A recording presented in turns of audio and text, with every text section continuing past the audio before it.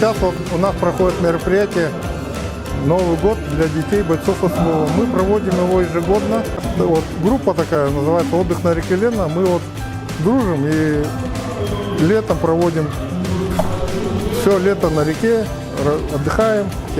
Ну, в этом году записалось 321 ребенок. Мы подготовили для них подарки, помогли спонсоры. Получается, общими усилиями обеспечили 321 подарок. Благодарю всех спонсоров и всех, кто помогал осуществиться вот такому замечательному празднику. Всех с Новым годом и Рождеством!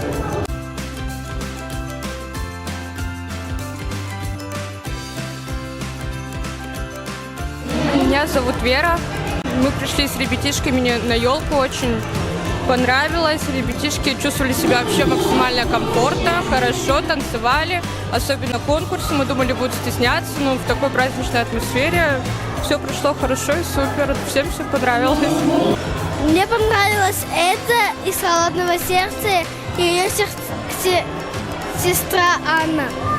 И мыльные пузыри, и вообще очень веселый праздник. И подарки получили. Елка очень хорошие организаторы, очень хорошие Дедушка Мороз и Снегурочка. Нашим детям принесли улыбки и радость.